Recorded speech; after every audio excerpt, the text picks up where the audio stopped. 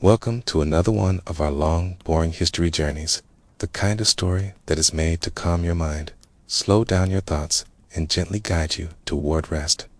And before we begin, I want to invite you, if you truly enjoyed these boring history videos, and if they help you relax or fall asleep, please take a moment to like this video and subscribe to the channel, because your support allows us to keep creating more of these peaceful stories for you.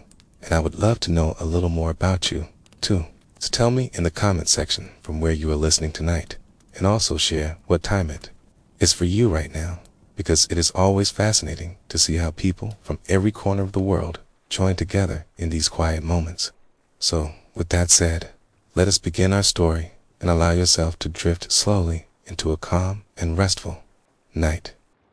The morning begins long before the sun climbs over the horizon. In a place where the air is cool, damp, and heavy with silence. And you can almost hear the weight of history pressing down on the earth itself, because life in the camp of a medieval night does not start with the kind of excitement or thrill you might imagine from tales of valor and glory, but rather with the slow and deliberate awakening to routine, repetition, and responsibility. And it begins with the sound of distant rustling, the faint creak of wooden beams inside the rough barracks or tents, and a muffled shuffling of men rising from straw bedding, each breath forming a small cloud in the pale morning chill. For the night's day is not one of sudden heroics, but of gradual steps that lead into endless drills, and the first of those steps is simply waking and rising from the ground where a thin blanket has offered little warmth through the long night. So the body is stiff, the joints complain, and the weight of armor and weapons still resting nearby is already a burden before it is even lifted.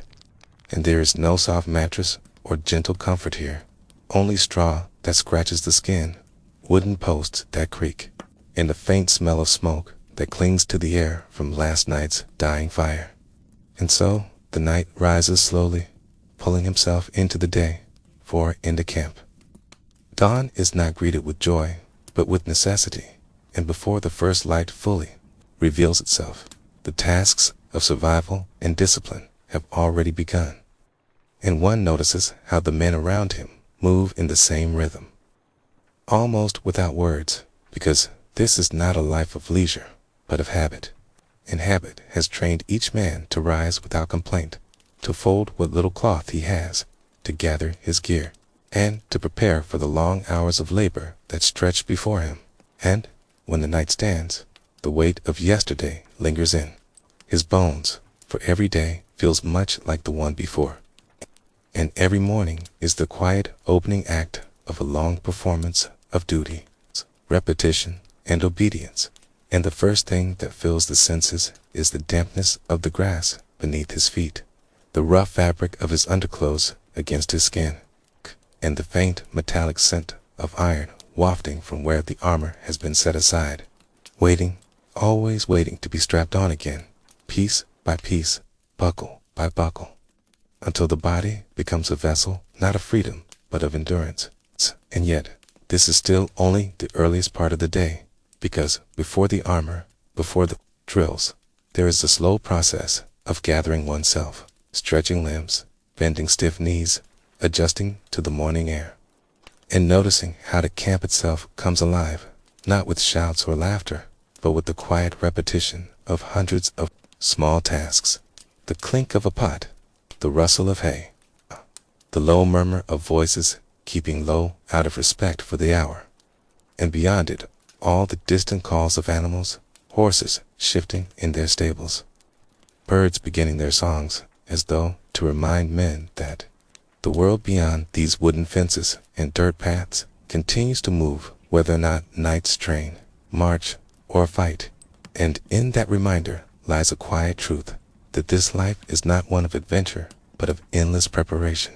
And that preparation begins as the light of dawn seeps slowly across the camp, touching tents, wagons, and wooden posts with a pale glow that does little to warm the skin, but is enough to signal the start of another day. And the night, like every other man of his rank and station, accepts that signal without thought, because there is no question of refusing, no question of remaining in the straw, no question of seeking comfort. For comfort is not the purpose of his life, and so he moves forward, step by step, into the rhythm that has defined his world since he first began training. And the day stretches out before him, not as a series of surprises, but as a long, familiar corridor of tasks that will occupy his body and mind until the sun sets once again. And the first of these is to make himself presentable and ready. Though presentable here does not mean fine silks or polished jewels, but simply a man ordered, awake, steady, and silent, 'cause discipline begins not with battle, but with posture, with the way one carries oneself, with the way one responds to the cold air of dawn. And so he bends to gather the simple things, the cloth he will wear beneath his armor, the belt that secures it, the leather straps that wait to hold his sword at his side. And he takes a moment, not because he wishes to delay, but because every action in this life is slow by nature, heavy by necessity.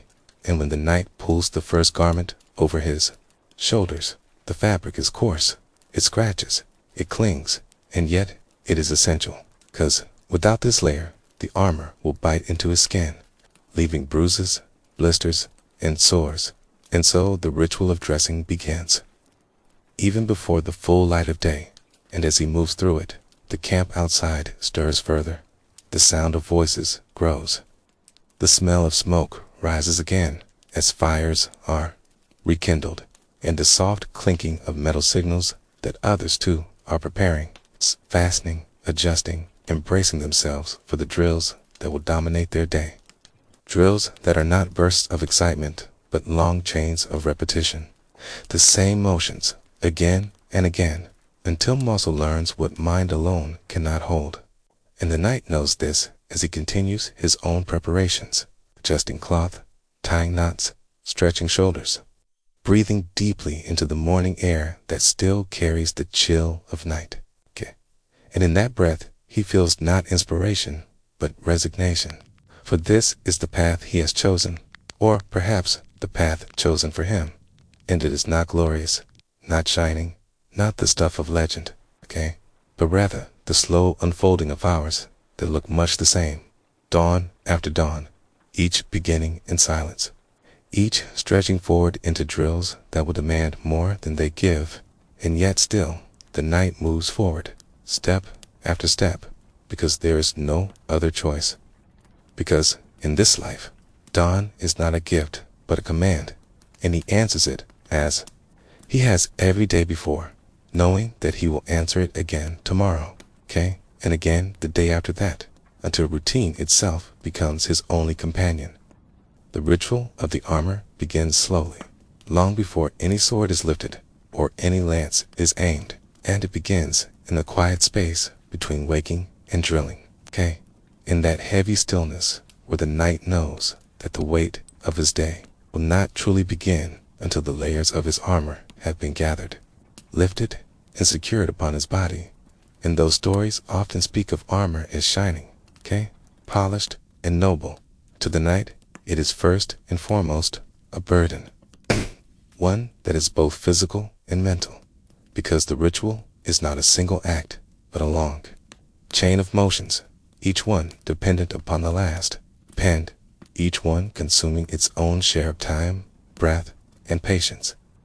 And so the knight approaches the task not with eagerness, but with practiced resignation, for he knows what must be done.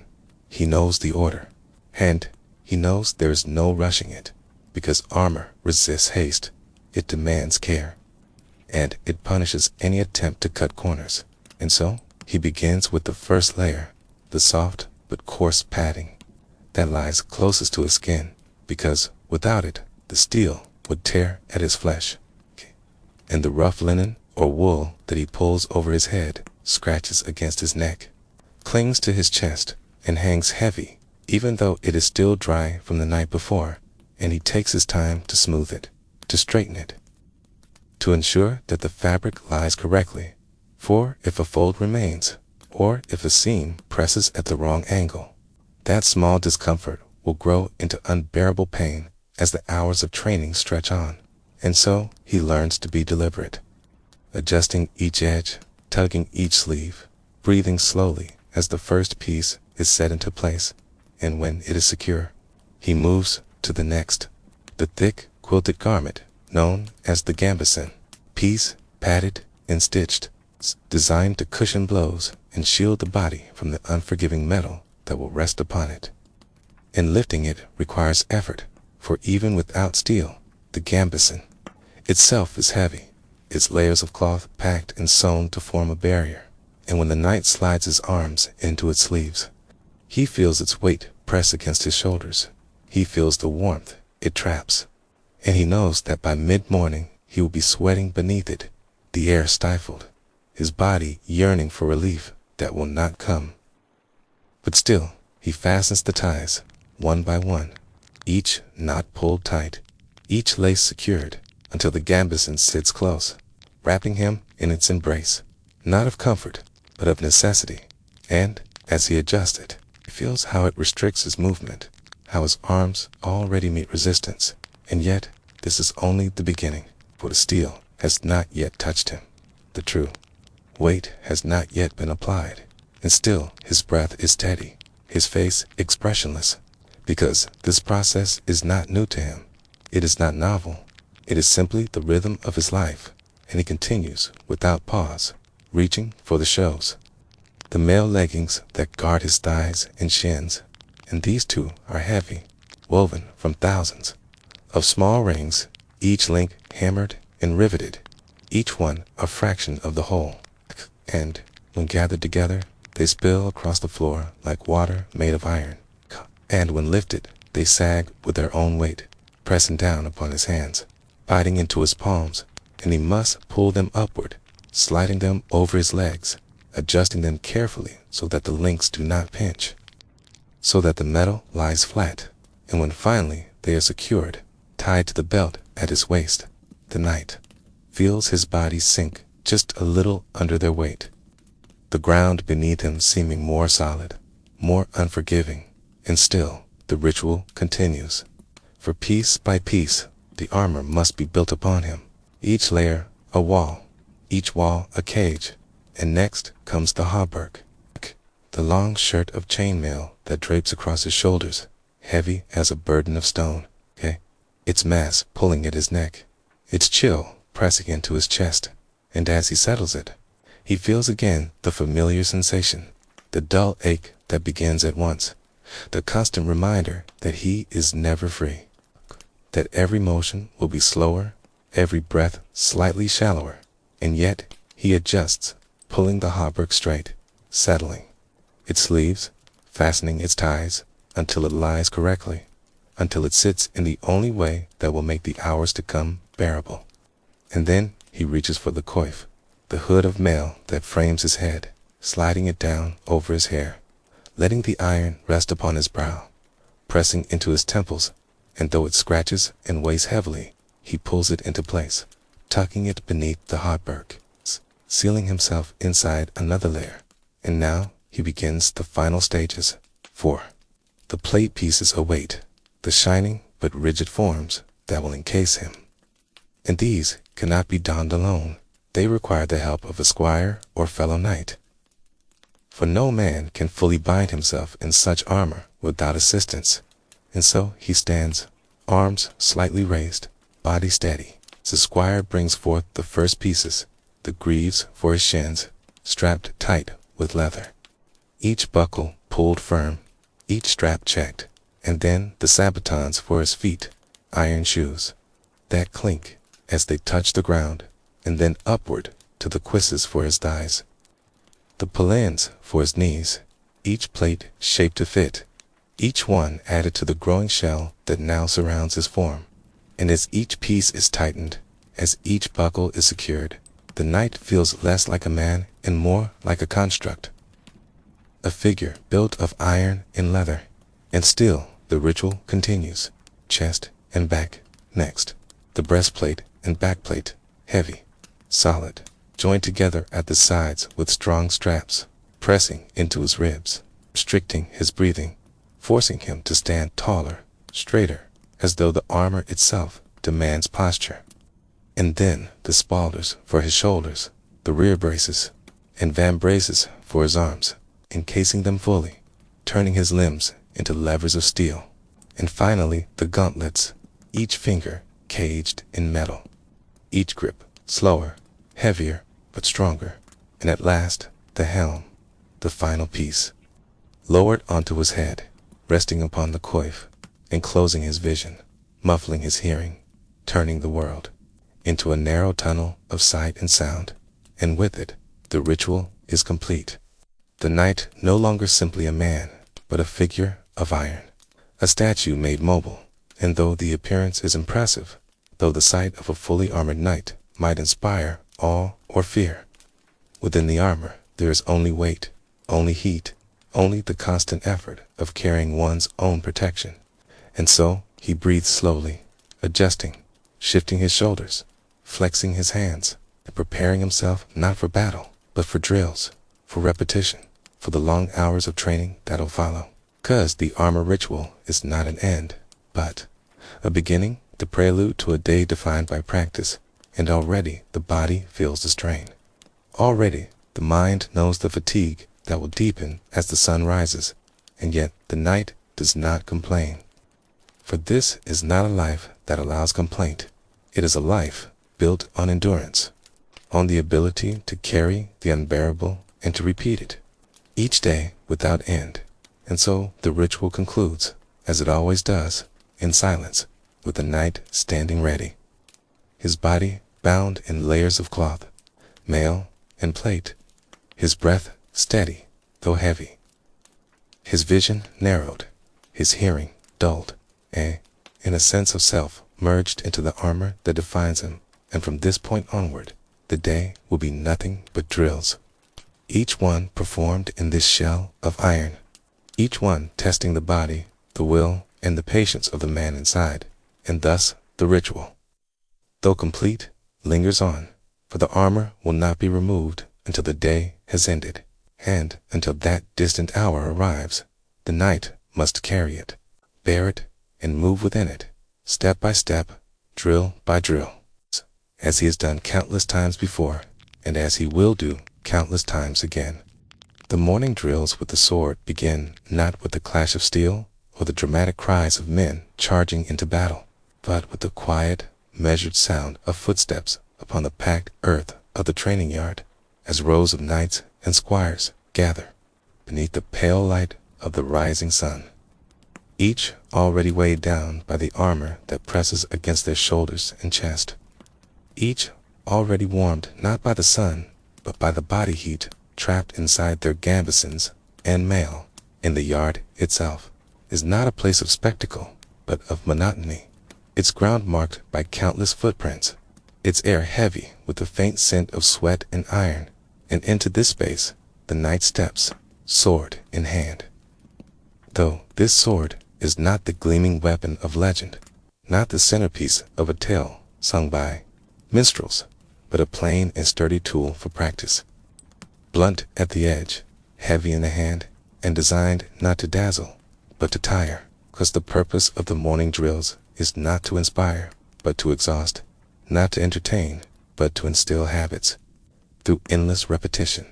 And so the knight takes his place in line, standing straight, though already weary, breathing slowly as the master-at-arms begins the session, his voice calm but firm, calling out the first stances, the first positions, the first motions, the motions that will be repeated again and again until the body no longer thinks, but moves as it has been taught. And so the knight lifts his sword, steadying it in both hands, feeling the familiar weight, the strain in his forearms, the pull in his shoulders, and he holds it there, waiting, because the drill is not in the strike alone, but in the discipline of holding, standing, of feeling the muscles tremble and refusing to lower the blade until commanded. And already minutes stretch like hours, the sword becoming heavier with each breath, the body sagging under its burden, and still the command does not come, till at last, slowly, evenly. The voice instructs them to strike, to bring the blade downward in a controlled arc. Not once, not twice, but again and again, each movement the same as the last. Strike landing against the invisible opponent of the air. And the sound is not a battle, but a breath. Dozens of men exhaling in unison, their blades cutting. Only emptiness, their arms rising and falling in rhythm with the commands. And as the drill continues, the knight feels the ache deepen, the burn in his shoulders spreading down to his elbows, till his wrists, until each lift becomes a task, each downward motion a struggle, and yet the commands continue, steady and unbroken, calling for more strikes, more repetitions, as though the body were a forge, in each motion a hammer blow, shaping it, not into comfort, but into endurance. And so the knight obeys, moving as instructed. The same cut again and again, the same stance held, the same pivot repeated, until his thoughts dull, until there is nothing left but the motion itself, until the sword and his body seem fused into one rhythm, rising and falling without end. And then, when at last the sequence changes, it does not bring relief, only a new form of fatigue, for now the strikes shift direction, from left to right, from high to low, each one requiring a twist of the hips, a turn of the shoulders, and though the movements are simple, their repetition magnifies the strain, so that every rotation seems heavier, every swing slower, until sweat drips down beneath the helmet, stinging the eyes, soaking the padding. And still the commands continue, each one demanding another repetition, another drill, another sequence of motions that will consume the morning hour by hour. And the knight does not resist, he does not question, because questioning has no place here, because the drill is not about thought, but about obedience. It's not about glory, but about shaping the body into a tool that moves without hesitation. And as the sword rises and falls, as the blade cuts again and again through the thick morning air, the knight feels time blur, minutes becoming indistinguishable, movements blending into one another, until there is no strike one or strike two, but only an endless chain of motion, a river of repetition carrying him forward. And when at last the master calls for a pause, it is not rest in the truest sense, but only a moment to adjust, to breathe, to roll aching shoulders, to shift sore feet within iron shoes, for the commands resume, this time focusing on footwork, the slow and deliberate steps that must accompany each strike, forward, backward, side to side, every step small, every motion measured, and once again repeated without end, because it is not speed that is sought, but control, not flair, but discipline. And so the knight steps forward, sword lifted, striking as he moves, then stepping back, striking again, then to the side, striking again, and the pattern repeats, step by step, cut by cut, until his legs feel as heavy as his arms, until the ground beneath him seems to resist his movements, and the sweat now drips freely, soaking cloth, dampening leather, clinging to skin. But still the drill continues, still the commands are given, and still the knight obeys, because this is not a choice, but a duty, and in duty there is no escape, only endurance. And as the hours lengthen, as the sun climbs higher, the drills shift again, now into paired exercises where knights face one another, not to fight, but to mirror, one striking, the other blocking, one advancing, the other retreating. And here too, the purpose is not excitement, but repetition. It's the same strike, the same block, the same advance, the same retreat, over and over, until the movements no longer feel separate, but become parts of one long, unbroken pattern, a pattern that consumes the morning, that fills the mind with monotony, that leaves the body drained, yet still moving. And though the clang of metal against metal rings out, though sparks sometimes fly when blade meets blade, the sound carries no drama, no battle, only the dull echo of practice, repeated endlessly across the yard. And as the night continues, his vision narrows further, not from fear, but from fatigue. His breath grows heavier. His arms feel like stone. Yet he does not stop, because stopping is not permitted, because every man must continue until the master declares the drill complete. And so he continues, motion after motion, strike after strike, block after block, until even his thoughts are reduced to nothing but the rhythm, the endless rhythm of repetition. And when at last the call comes to lower the swords, to rest the arms, to stand in silence, it is not triumph that fills the night, but emptiness. The emptiness of a body that has given itself to the drill, the emptiness of a morning consumed entirely by repetition. And though the sword is lowered, though the arms hang heavy, though the breath comes ragged and slow, the night knows this is only the beginning. That the morning drills are but the first part of a day that will stretch on into afternoon and evening, each hour filled with its own set of routines, each routine as monotonous and exhausting as the last. And so he stands there in the yard, the sweat drying on his skin, the armor pressing against his body, the sword heavy at his side. And he knows that tomorrow the same drills will come again, the same stances, the same cuts, the same endless rhythm of practice, because the life of a knight is not measured in battles won or tales sung, but in mornings like these, where the sword rises and falls in endless repetition, shaping a man, not into a hero, but into a vessel of discipline, bound by routine, sustained by endurance, and defined not by glory, but by the quiet acceptance of monotony. When one imagines the sword of a knight, the mind often turns to images of flashing steel, sudden duels, or clashing armies.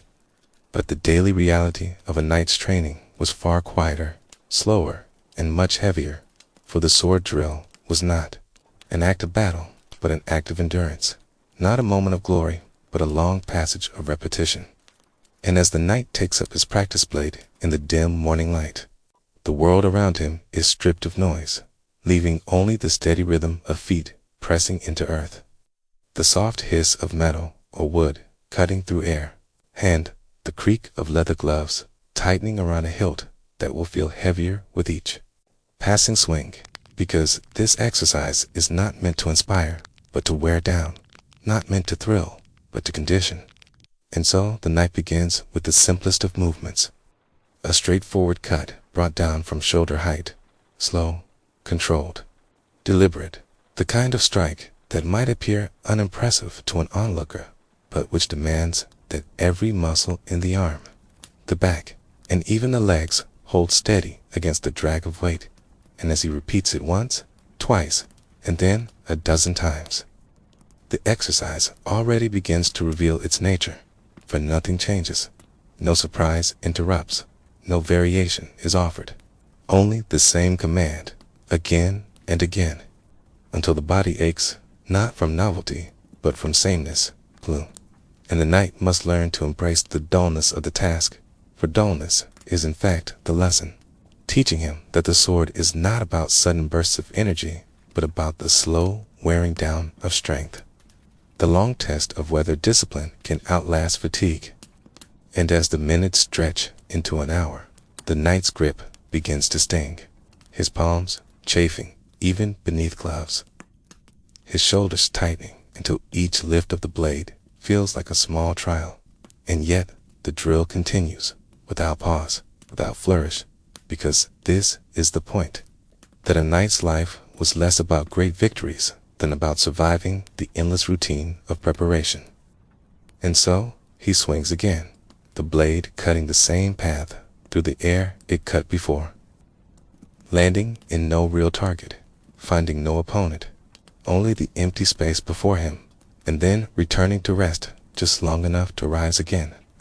And it is in this monotony that the imagination begins to wander, for the knight cannot help but notice the sounds of the world beyond the training ground, a bird calling from a tree, the distant clatter of a cook preparing pots for the day's meal, the muffled voices of squires, tending to horses, but these sounds remain at the edge, unable to distract for long, 'cause the command comes again and again.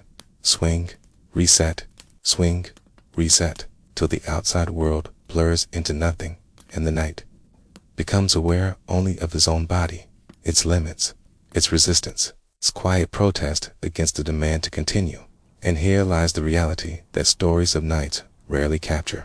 That the sword is heavy, always heavy, and while it may bring triumph in a single battle, it brings burden every other day of a knight's life. And so the drill shifts, not to add excitement, but to introduce another motion, the horizontal sweep of the blade, slow and level, requiring the body to twist at the waist, the feet to shift carefully in balance, the arms to extend and retract with care. And again it repeats, again and again, until the knight feels the rhythm, not in his mind, but in his bones, the repetition carving itself into memory through sheer insistence. And by the second hour, his arms feel not like limbs of strength, but like ropes weighted with stone. Yet still the drill goes on, because the point is not to finish, but to endure. Not to reach a climax, but to remain steady. And as the sweat forms beneath his tunic, as droplets slip down his face, as breath comes, slower and heavier, he understands that this is what will separate him from those who imagined the life of a knight, but could never live it. For they would give up after minutes, overwhelmed by the sheer sameness, by the ache that grows without relief, while he must carry on, because tomorrow it will return, and the next day as well, till the act of lifting and swinging a sword is no longer remarkable, but simply part of life, like breathing or walking. And in this way, the sword becomes not a symbol of glory, but an extension of monotony, and the knight learns to be not a hero, but a practitioner of patience.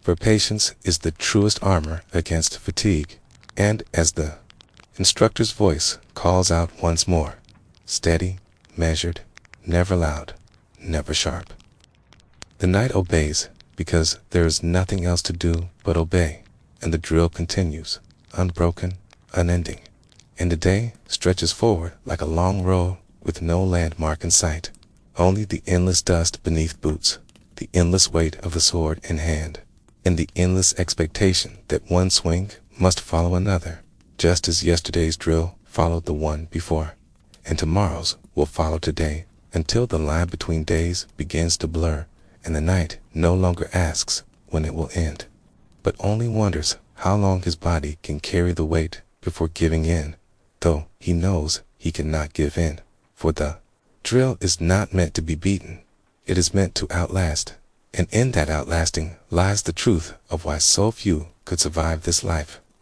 Because it is not the battles that break most men, but the drills, the endless drills, the slow grind of hours spent repeating the same heavy motions until the body is worn thin and the mind is emptied of all but the next command, the next swing, the next breath.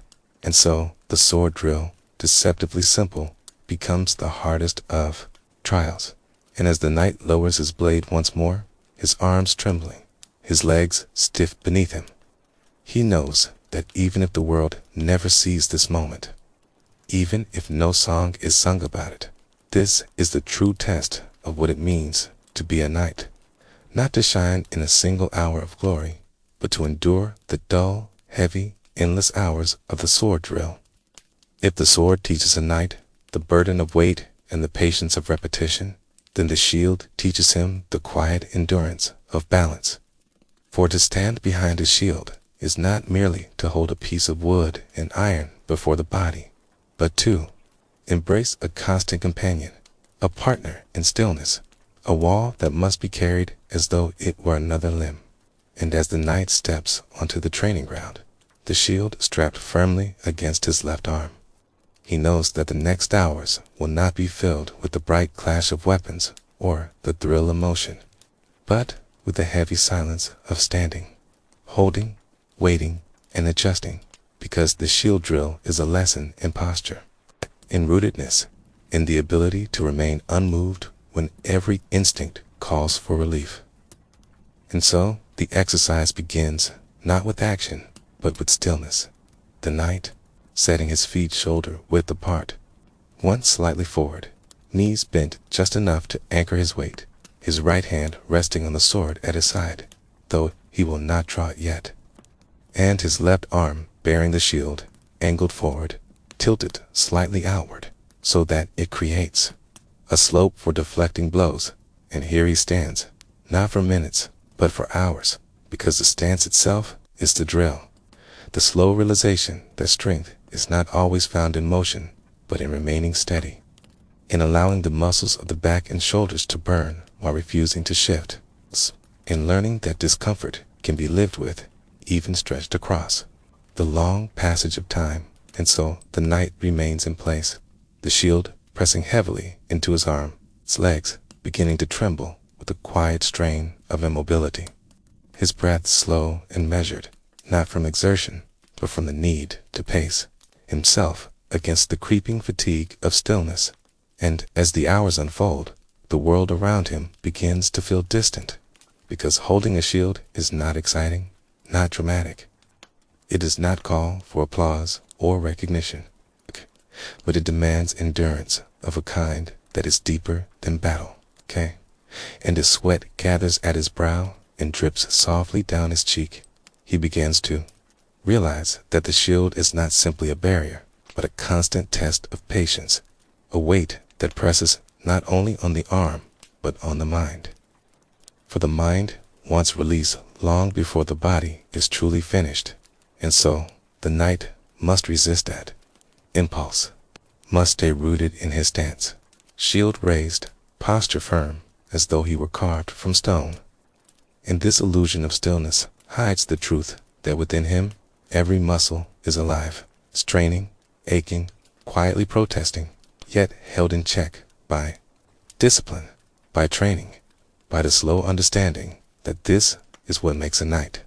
Not the strike of steel, but the refusal to lower the shield too soon. And after long stretches of stillness, the instructor will sometimes move around him, tapping the shield with a stick. Not hard enough to harm, but enough to jolt him, to force the shield to absorb the impact, and the knight to absorb the echo of weight without losing balance. And each tap reminds him that the stance is not idle, but purposeful, that the shield is not decoration, but life, that in the chaos of battle, he may stand like this for hours, pressed against by foes, battered by arrows, nudged by comrades, yet unable to falter. And so this drill, dull as it may seem, is the true rehearsal of war. For war is not a single blow, but the endurance of many, not a single strike, but the patience to hold on until the strike can come. And the knight learns this lesson not in moments, but in hours, as the day stretches long and the light shifts around him, as shadows fall and the earth beneath his feet hardens with the constant press of boots. And all the while he holds his shield, unmoving, unyielding, until the thought of lowering it becomes an almost irresistible temptation, but one he must overcome again and again, because the shield drill teaches not only the body, but the mind to resist the small comforts, to stand within discomfort until discomfort becomes ordinary, until the burning in the arm becomes simply another sensation, like the feeling of breath or heartbeat. And in this way, the knight learns to merge with the shield, to forget where his own body ends and the wooden wall begins, until the two are inseparable. And this unity is what will one day save his life.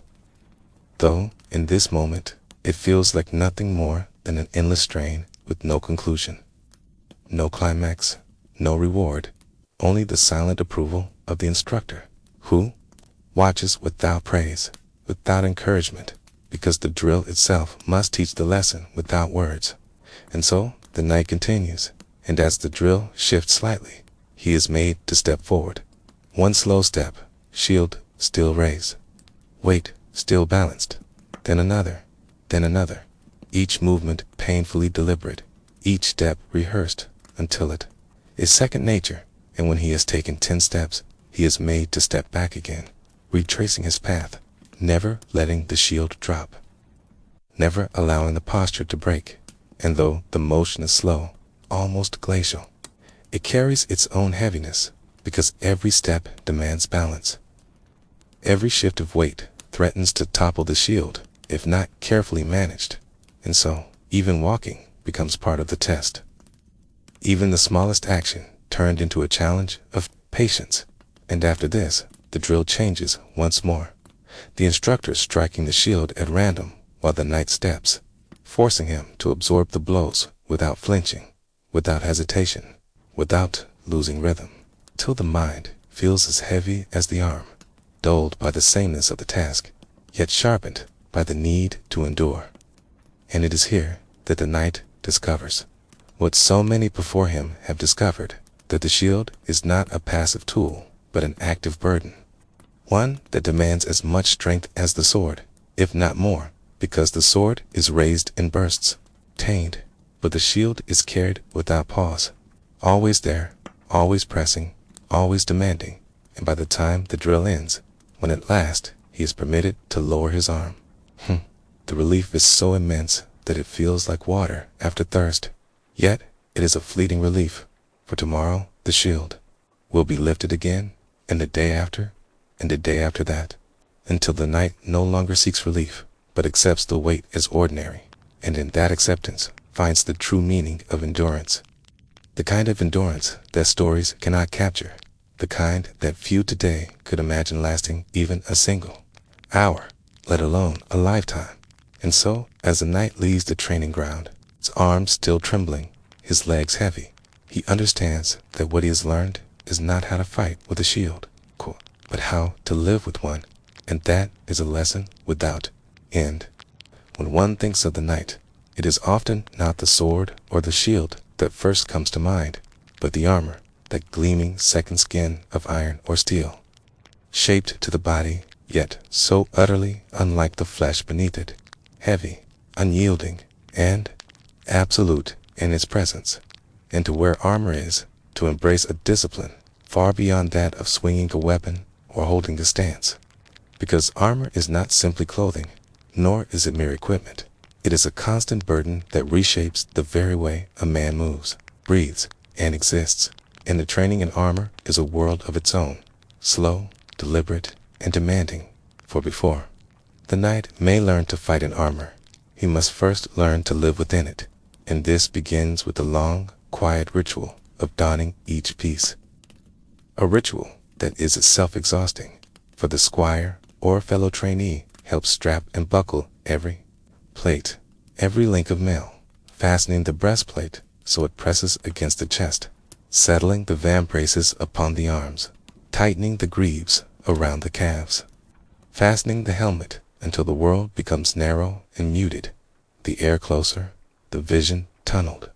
And by the time the last piece is fixed, the knight already feels the burden of weight, not a sudden shock, but a slow, pressing heaviness that settles into his shoulders, hips, and knees. And as he stands there, fully clad, the body reacts in subtle ways. The breath becomes shallower, the steps feel uncertain, and the mind realizes that what once was easy now requires careful effort. For to walk even a few paces in armor demands balance and control, and so the training begins not with fighting, but with walking, simply walking back and forth across the training yard. The sound of metal echoing with each step, the joints creaking, the plates shifting, and every stride feels measured, deliberate, heavier than before, and as the minutes stretch into hours, the weight becomes less something carried and more something absorbed, a part of the body that will not leave, a shadow of iron that clings to every movement. And here the lesson unfolds slowly, that wearing armor is not a matter of moments, but of endurance, that to survive a day in armor is not about strength alone, but about patience, casing, and calm acceptance of discomfort, because the heat builds steadily beneath the plates. The air grows still, the skin itches where sweat collects, the shoulders ache beneath the straps, and all the while the knight must remain steady, focused, uncomplaining, because this is the life he has chosen, and to falter in training is to falter in battle, where no man can afford the luxury of removing his armor for comfort. And so the drills continue, step after step, the knight walking forward, then backward, then side to side, learning how to shift his weight so that the plates do not throw him off balance, learning how to bend at the knees without toppling, how to twist the torso despite the press of the cuirass, and how to breathe steadily with a constant pressure of metal around the chest. And as the day unfolds, the knight is sometimes made to kneel, lowering himself slowly, carefully, 'cause armor does not forgive haste, and then he is told to rise again, the effort doubled by the weight. The breath ragged, yet forced into rhythm, because to kneel in armor and rise again is not a single act, but a practice in persistence, and so he repeats it over and over until the knees throb, until the thighs feel as though they will give way, and still he rises, because the drill demands it, because armor demands it, and after kneeling comes running. Short bursts across the yard, the clatter of metal loud in the still air, the strain on lungs fierce, the heat oppressive, and yet the knight continues, because he must not only wear the armor, but move with it, carry it into action, make it his own. And though the weight never truly lessens, the body slowly learns to bear it, the muscles adapting, the rhythm of steps adjusting, the breath deepening, until the armor is no longer merely a cage of iron, but an extension of the self, heavy, yes, but also familiar. And this familiarity is what will carry him through the chaos of combat, though in this quiet drill, it feels more like punishment than preparation, yet punishment is part of the preparation.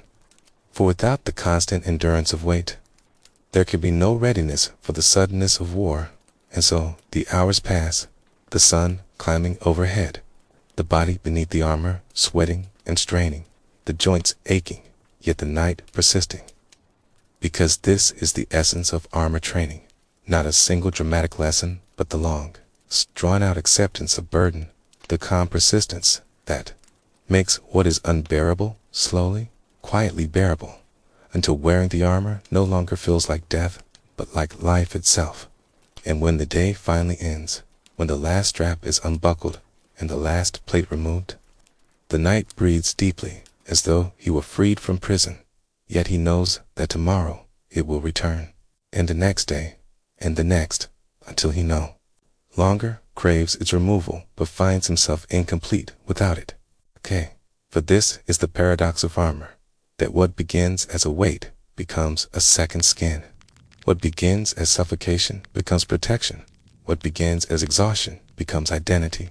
And this transformation is not sudden, but gradual, folding over weeks, months, years of patient training, each day in armor another step toward mastery. And yet, mastery here does not mean comfort. For even the most seasoned knight never forgets the heaviness, never forgets the heat. Never forgets the press of metal against flesh. He simply learns to live with it, and in learning to live with it, he survives. Because without this adaptation, without this patience, no man could last an hour on the battlefield, let alone a day. And this is why armor training endures, why it is repeated endlessly, why knights are made to walk, run, kneel, and rise again within their plates, because the armor is not simply for ceremony or for fear. It is the daily companion of the knight, as familiar as his own heartbeat, as constant as his own breath, and so he wears it not with pride or vanity, but with quiet acceptance.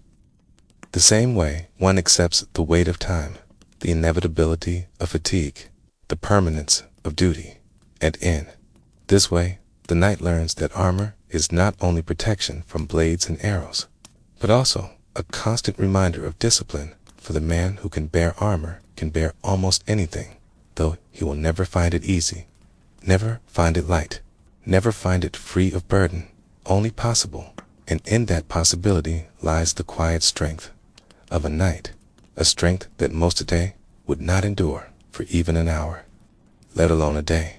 And so, the drill continues, endlessly, without flourish, without applause. Only the sound of metal and the rhythm of breathing, the true music of the knight's endurance. When the armor has become a second skin and the body has begun to endure its crushing weight, the training of the knight does not rest. For the next trial is perhaps the most iconic and yet most brutal exercise of them all, the lance and the joust, an art not merely of charging upon horseback with a long spear, but of controlling every nerve, every ounce of balance, and every flicker of timing, for the lance is not light, nor is the horse an easy partner, and the combination of man, beast, armor, and weapon creates a test of strength and patience that breaks many before it shapes them.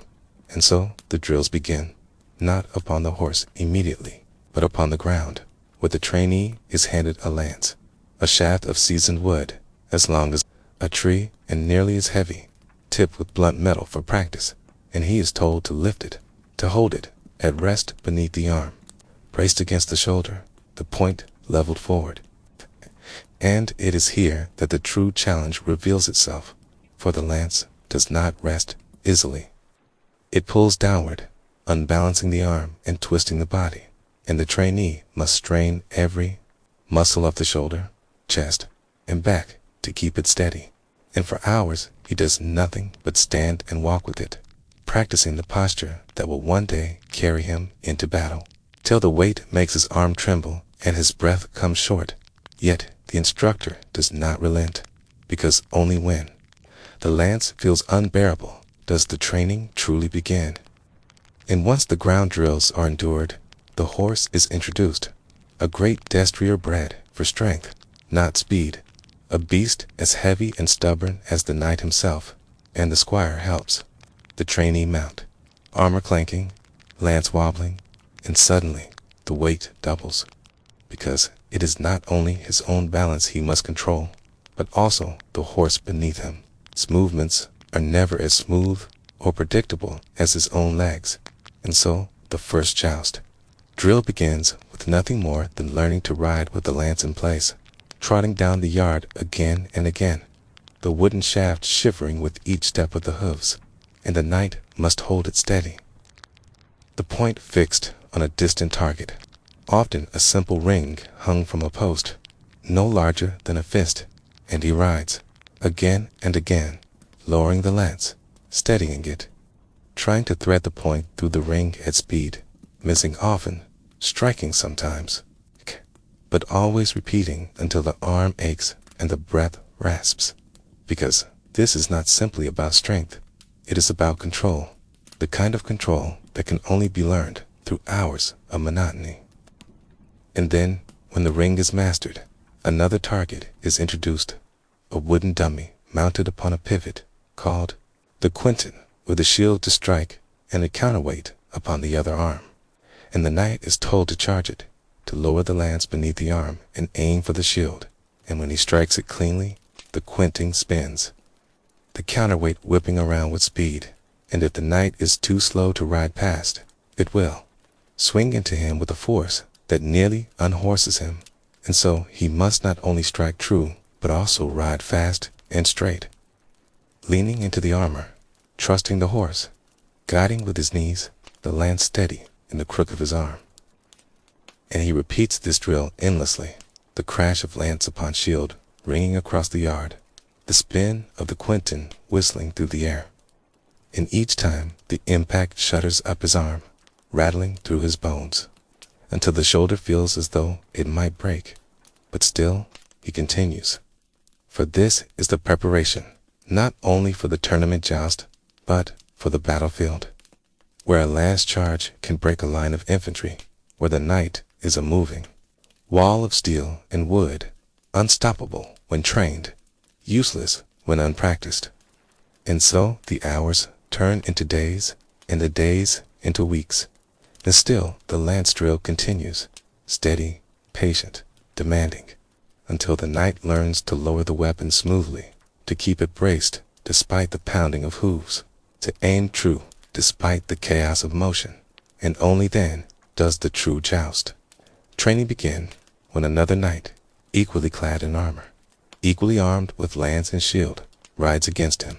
And though the lances are blunted for safety, but the force of the impact is no less terrible, for two riders charge headlong at one another, each lowering the lance at the last moment, each bracing for the strike, and the collision is thunderous, wood shattering, armor clashing, horses snorting, and the force can knock a man clean from the saddle, and many trainees do fall again and again, hitting the earth with a crash that leaves them winded and stunned, and yet they are told to rise, to mount once more, to try again, because this is what it means to endure, to accept the fall as part of the lesson, to learn that the lance is not about victory in every pass, but about persistence. It's about mounting again, no matter how many times the ground has claimed you.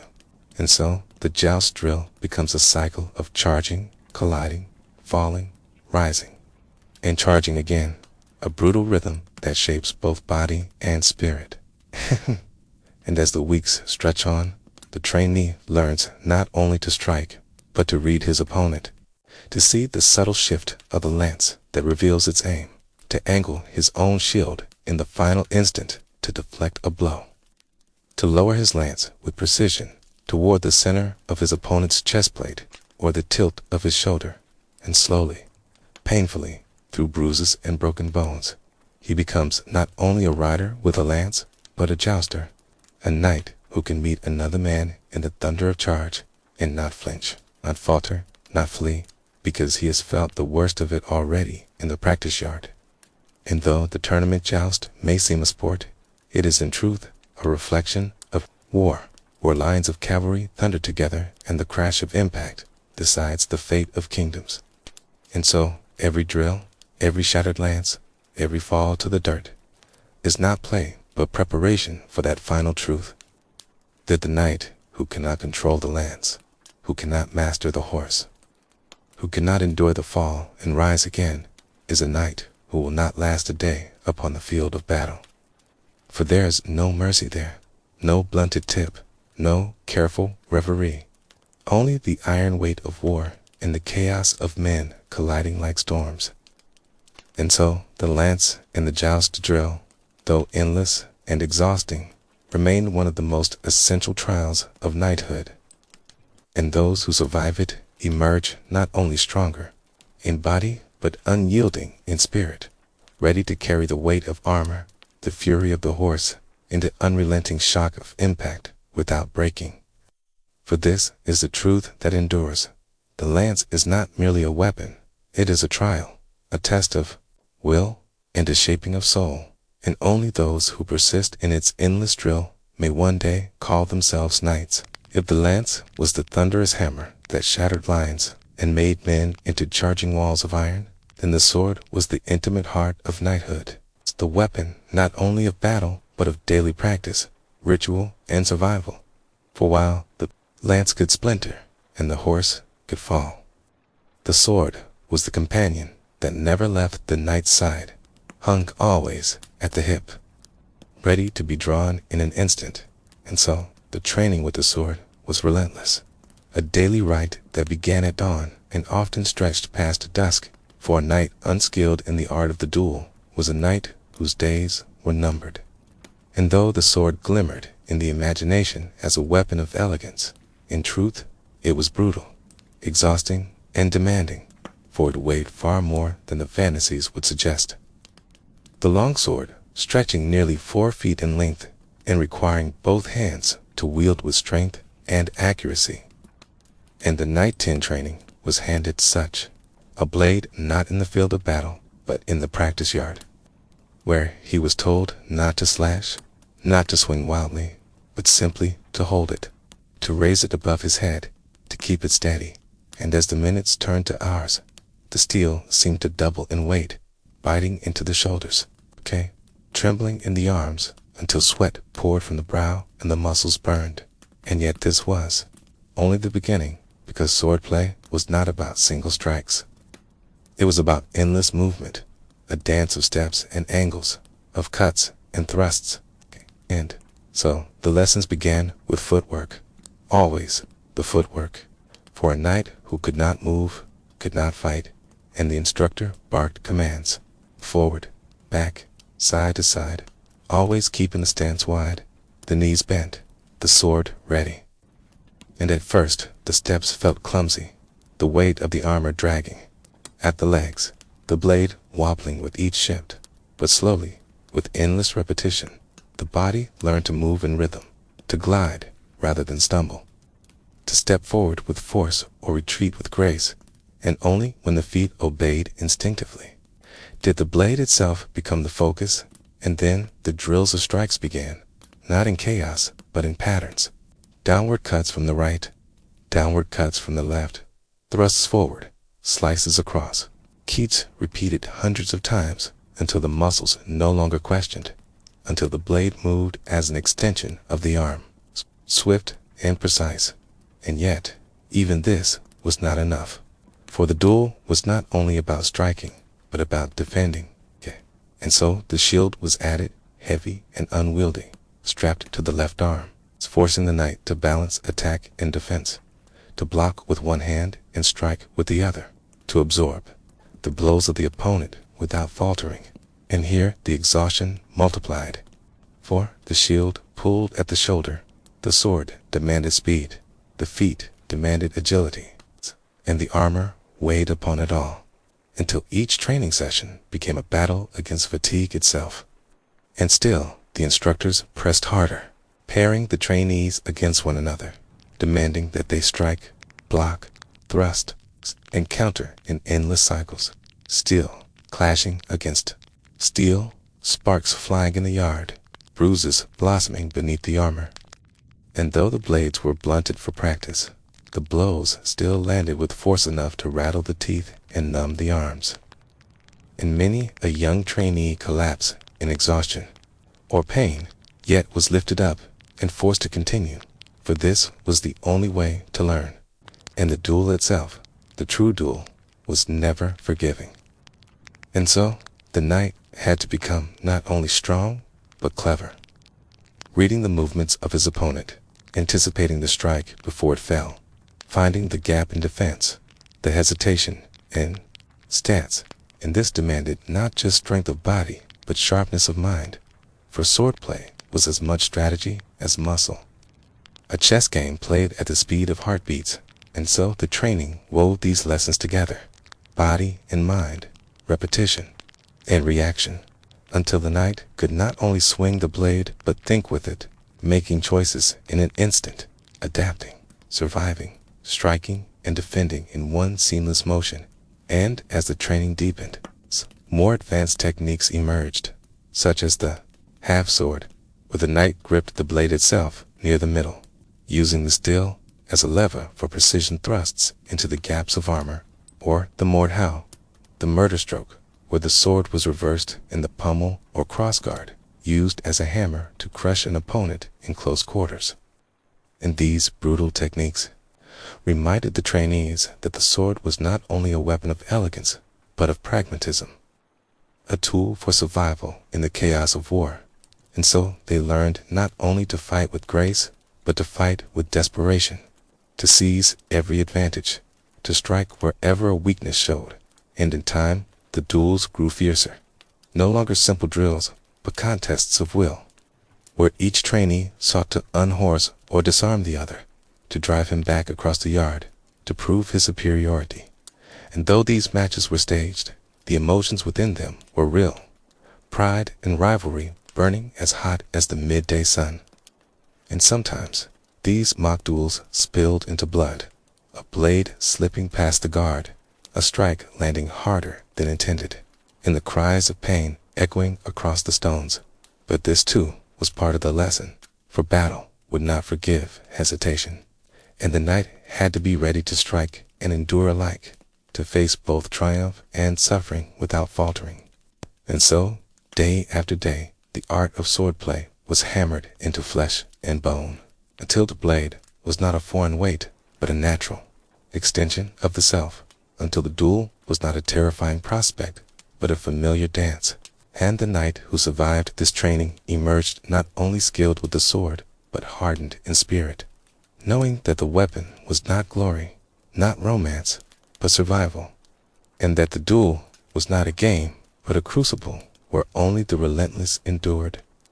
For the battlefield would offer no mercy, and the knight who faltered for even a heartbeat would find his story ended, his name forgotten, and his place taken by another who had trained harder, fought longer, and endured the endless weight of a sword without surrender.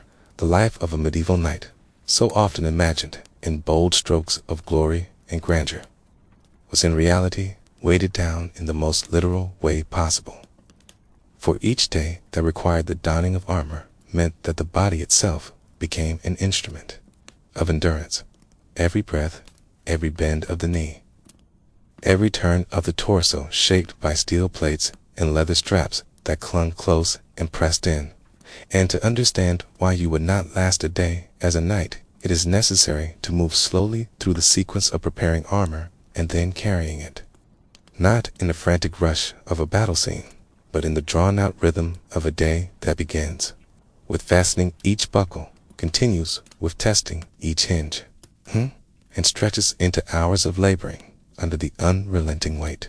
And so let us imagine together, calmly and without haste, the quiet process by which a knight would become encased in his second skin, beginning with the padded garment called the arming doublet, a quilted underlayer that by itself was heavy and warm, stitched with care to cushion the body against the chafing edges of metal. Its thickness felt across the shoulders, arms, and waist, so that before a single plate was added, the knight already carried more burden than the common farmer, dead in his day's attire. And then upon this foundation came the greaves, long plates for the shins, cold to the touch in the morning air, warmed slowly by the body's heat, bound with straps that dug into the calves, pressing in at every step, followed by the cuisses to shield the thighs. And here, already walking began to feel different, as the legs no longer bent freely, each motion accompanied by the creak of leather and the dull drag of iron, sound that became the constant background of a knight's presence, a reminder that freedom of movement was traded for protection. And once the lower half was secured, attention turned upward to the torso, where the cuirass, a two-part breastplate and backplate, was hoisted into place with the help of squires. For no single man without aid could easily manage its weight and positioning, the front curved outward to deflect blows, the back flat against the spine, and when buckled together across the sides, it closed in the chest in such a way that breathing itself became an exercise. Deep inhalations restricted, each exhale meeting resistance, so that calm, measured breaths were not a choice but a necessity. And above this, more weight was added with pauldrons to guard the shoulders, broad and rounded, limiting the lifting of arms, pressing into the collarbones, followed by vambraces along the forearms, enclosing them in cylindrical sleeves of steel that made even the act of scratching an itch nearly impossible without help. Hand over the hand's gauntlets with jointed fingers, clumsy and stiff, reducing sensation so that reins, sword, or shield felt distant, as though handled through layers of cloth.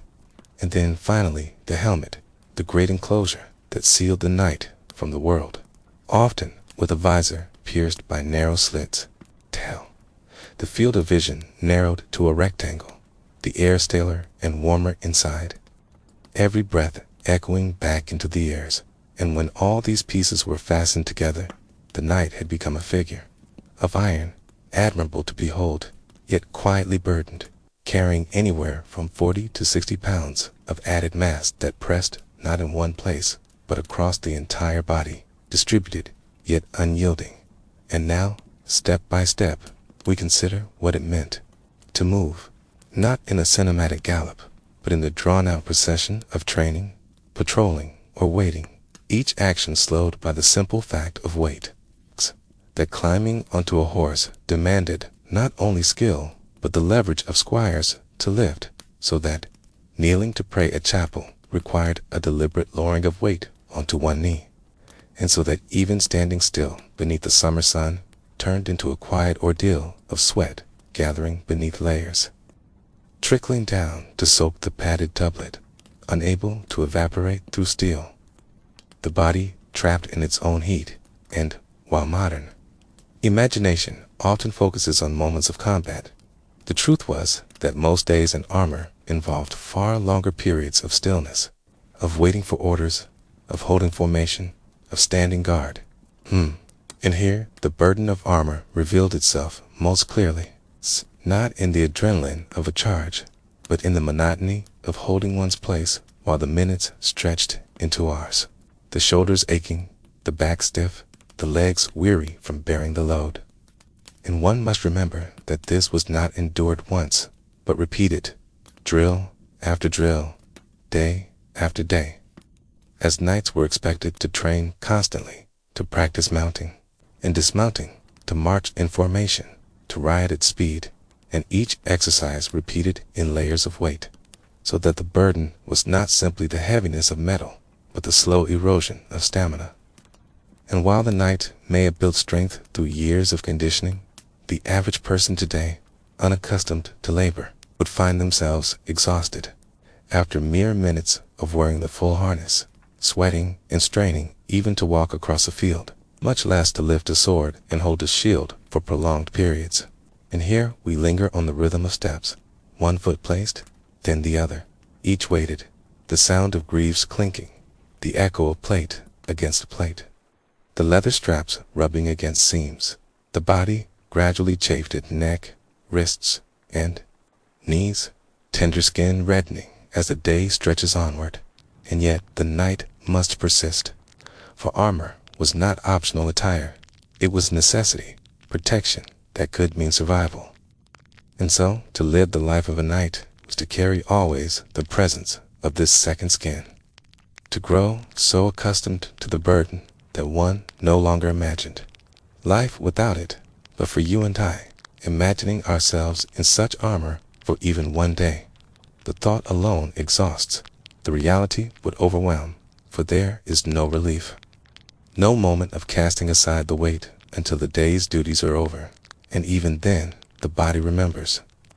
Shoulders slumping, legs trembling, skin marked with lines, or straps pressed tight. The evening spent, weary not from the clash of swords, but from the heaviness of existence encased in metal.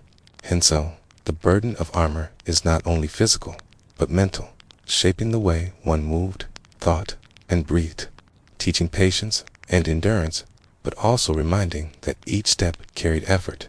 And as we picture this life in its slow unfolding, we see clearly why you would not last a day for what seems at first like the noble privilege of steel protection reveals itself hour by hour as the quiet trial of weight upon weight, step by step without end. To imagine the daily life of a medieval knight is not to picture a single glorious moment of triumph, but to settle into the long rhythm of endurance that defined his existence.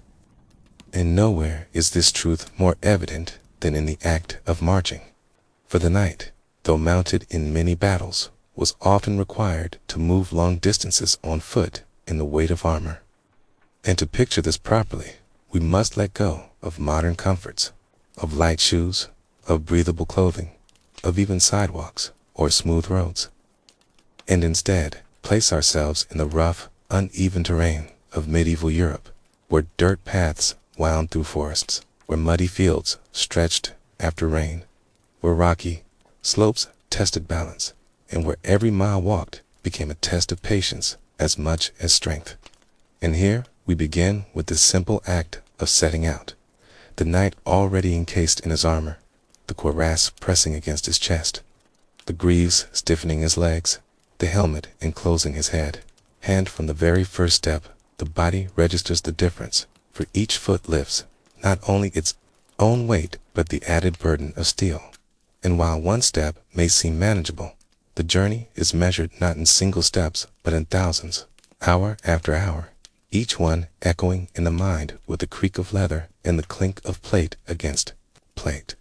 And, as the march stretches on, the weight that felt tolerable at the beginning begins to press harder, the shoulders aching beneath the straps, the hips sore where the belt bears down, And all the while, the road offers no relief. For medieval terrain was rarely kind, the ground uneven, filled with ruts from carts, softened by rain, or hardened into ridges by drought, and the knight must adjust each stride, catching balance where mud threatens to pull the foot down, lifting knees higher to clear stones, careful not to stumble. For to fall in armor was no small inconvenience, but a dangerous event, the plates locking the body into stiffness, the weight pressing the chest against the ground, so that to rise again required not only personal effort, but sometimes the aid of comrades. And with this constant risk in mind, the knight walked slowly, steadily, conserving strength, every motion deliberate, never rushed, for haste in armor was as dangerous as a battle itself. And while we may imagine a march as noisy, filled with conversation and song, in reality, the knights often moved in heavy silence, the sound dominated not by voices, but by the metallic rhythm of boots striking earth, the dull knock of steel greaves brushing, the leather creaking, the breathing muffled within helmets.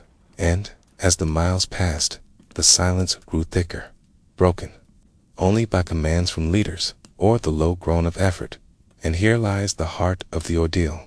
For the true challenge was not in the dramatic clash of combat, but in the quiet monotony of carrying weight without end. The mind straining as much as the muscles, the body longing for rest, while the road offered only more distance. And to deepen our understanding, let us imagine a specific day, a march from a castle stronghold to a battlefield many miles away, beginning at dawn, when the air was cool, but quickly warming as the sun rose, the first hours bearable, the body still fresh, the ground shaded. But by midday, the armor itself had absorbed the heat, turning each plate into a small oven pressed against the skin, the padded doublet beneath soaked with sweat that could not dry, the back damp, the chest clammy, the legs chafed. And still the steps continued, one after another, while thirst grew stronger, the tongue dry inside the helmet, the limited air making each breath hotter. So that fatigue came not as a sudden collapse, but as a gradual heaviness settling into every part of the body, the shoulders slumping, the feet dragging, the knees aching with each bend, and the mind counting, always counting, how many steps remain, how many miles left. And this is the moment we realize that the knight's endurance was not superhuman, but simply conditioned through years of training, drilled until the body accepted discomfort as normal. Where you or I would falter within an hour, sweating, stumbling, gasping for relief, the knight pressed on because this was his duty. And yet even he suffered, even he felt the weariness, the soreness that lingered long after the day's march ended. And let us not forget that such marches were rarely quiet pilgrimages, but often conducted in full awareness of danger. The knights moving through forests where ambush was possible, cross plains where enemy scouts might appear, through villages where supplies had to be guarded. And so, not only did they march, but they marched, alert, swords at the side, shields ready, eyes scanning, the mind tensed by the constant possibility of attack, which only increased the mental burden. For exhaustion is not only of the body, but also of the nerves, stretched thin by vigilance.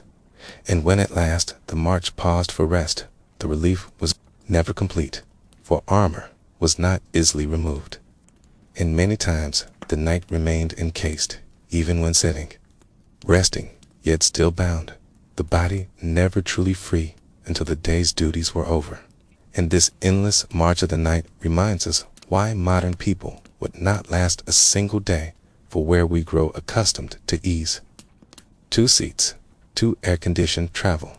The knight lived in a world where progress was measured by the endurance of the body against metal and earth, where each mile consumed strength in silence, where glory came not in the instant of combat, but in the uncelebrated endurance of walking beneath the burden of armor, step after step, hour after hour, without relief, without escape, until the destination was reached. And so, when we picture the knight, let us not only imagine him galloping in triumph, but trudging slowly across miles of unforgiving land, his breath hot within his helmet, his muscles weary beneath the weight, his patience stretched but unbroken. For this was the true life behind the legend, and this was the reason you would not last a day. To understand why you would not last a day inside the walls of a besieged medieval city, you must first erase from your mind the modern idea of security.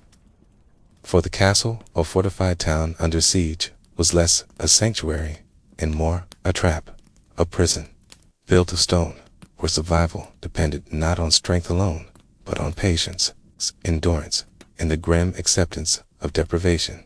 And so, we begin with the moment when enemy forces appeared on the horizon, their banners rising in the distance, their campfires flickering at night, their siege engines constructed in steady rhythm.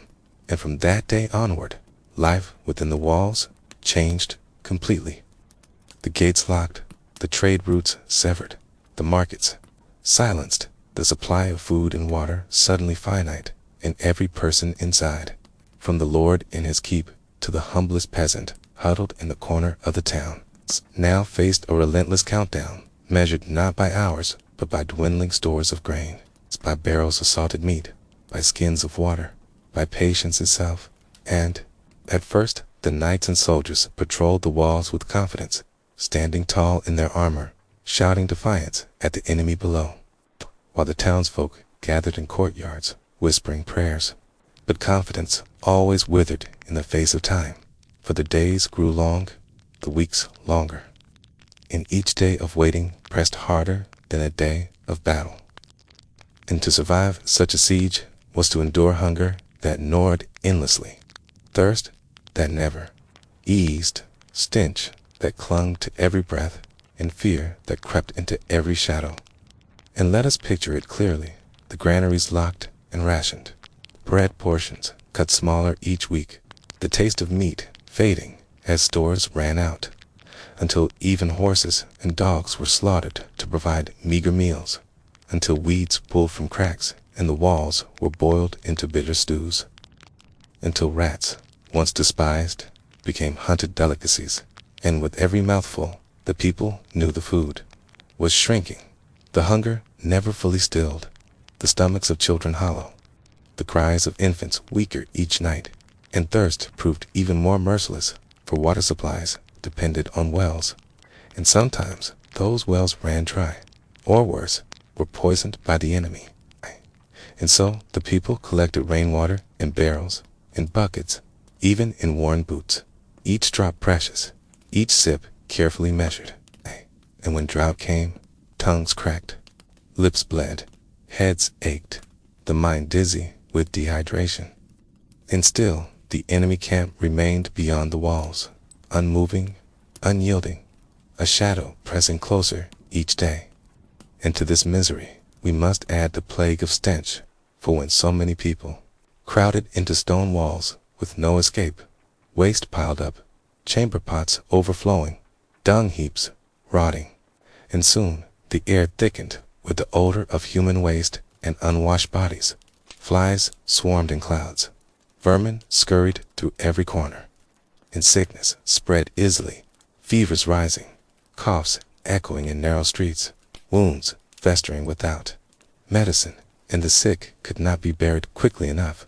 Their bodies, stacked in alleys, carried 2 pits, sometimes left where they died, and death became not an event but a constant presence, the sight of corpses familiar, the sound of wailing mothers daily, the priest moving from house to house with prayers that could not halt the inevitable. And yet, through it all, the soldiers still kept their posts, for the enemy's greatest weapon was not the catapult or the ram, but time. And so night after night, arrows rained from outside, stones hurled by trebuchets smashed into walls, towers shook with each strike, fire arrows sparked blazes on rooftops. And inside, The defenders scrambled to put out flames with water they could barely spare, to rebuild breaches with stones carried by hand, to man the walls with weary bodies, each man praying that dawn would bring relief. Yet, dawn always brought only another day of waiting, another day of suffering, another day of fear.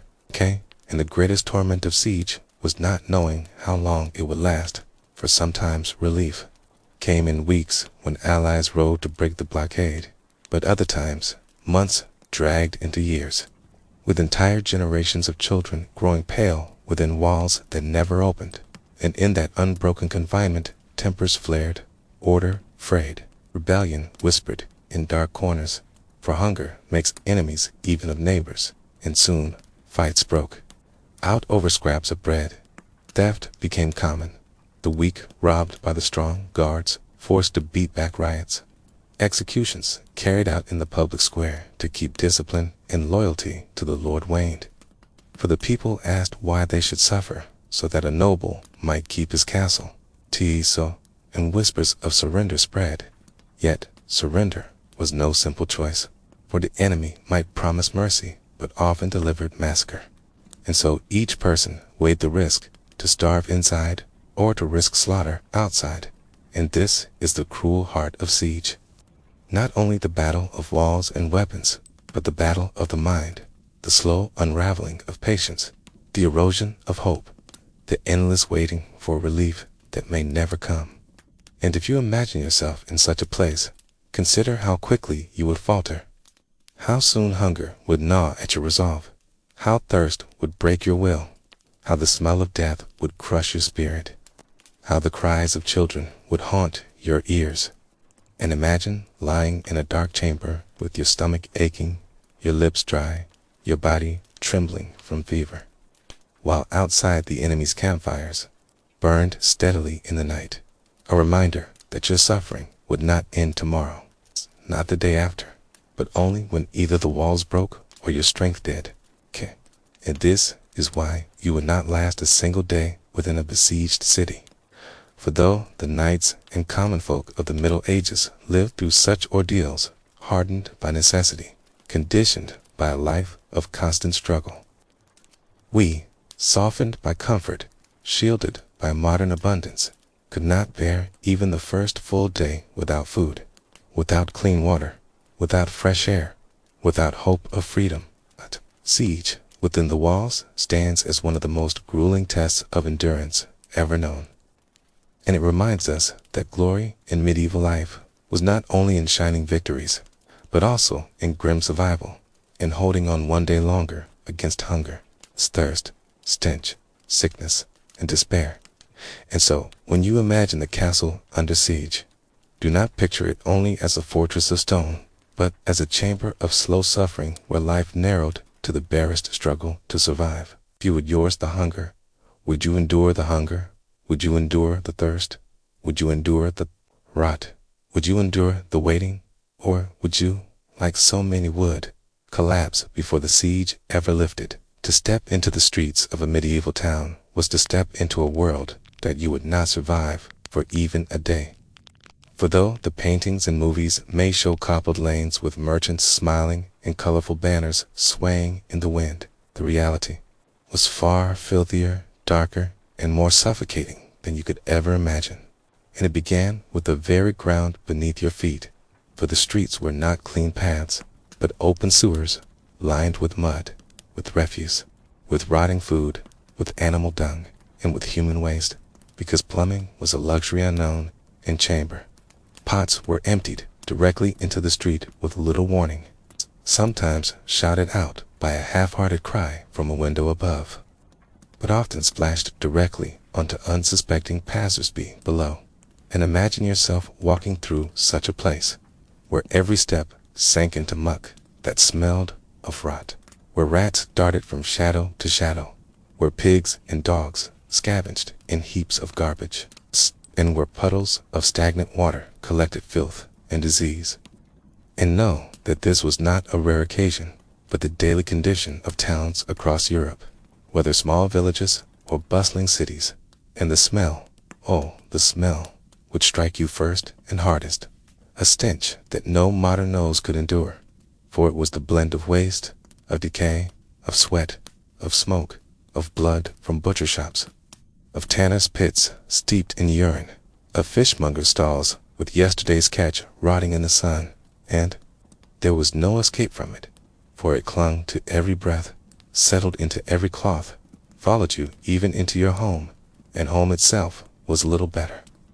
For most dwellings were cramped, dim, and damp, with floors of dirt or rough planks, with smoke curling from hearths that lacked chimneys, staining walls and lungs alike, with vermin scurrying through straw bedding, biting at night, and with the noise of neighbors bleeding through thin walls, because privacy was rare, and yet people endured, because they had never known anything cleaner, and to them this was simply life. Though, to you, it would be unbearable within minutes. And consider the water supply, for it came not from pipes, but from streams, wells, and rivers, many of which ran directly beside tanneries, butchers, and dye works. White dumped their waste freely, so that the water was often brown, cloudy, and foul-tasting. Yet it was drunk daily, cooked with daily, bathed in rarely, and disease spread accordingly, and outbreaks of dysentery, cholera, and typhoid were constant companions of city life, striking down rich and poor alike. And though some towns attempted to install conduits, pipes, and cisterns, they could not keep pace with the sheer weight of filth produced by crowded populations. And so the streets remained rivers of waste where sickness thrived, yet the people walked them barefoot at times, or with thin shoes, carrying baskets, driving carts, leading animals, and soiling themselves with every step, while the air above buzzed with flies and echoed with the calls of vendors, the clang of blacksmiths, the whinny of horses, the squeals of pigs, and the endless murmur of crowded life. And here we must pause to remember that animals were everywhere, not confined to farms, but part of the city itself, with chickens packing in alleys, goats wandering through squares, cows driven through streets to market, and horses leaving dung wherever they passed, adding to the filth underfoot. And the butchers worked openly, slaughtering animals in plain sight, blood washing into the gutters, hides stacked in piles, entrails tossed aside for dogs and pigs to consume. And though meat was a luxury for many, the mess of its preparation was public for all to see and smell. And then consider the tanners, whose trade demanded urine to soften hides, and so they collected it in buckets and vats, soaking skins until the stench was unbearable.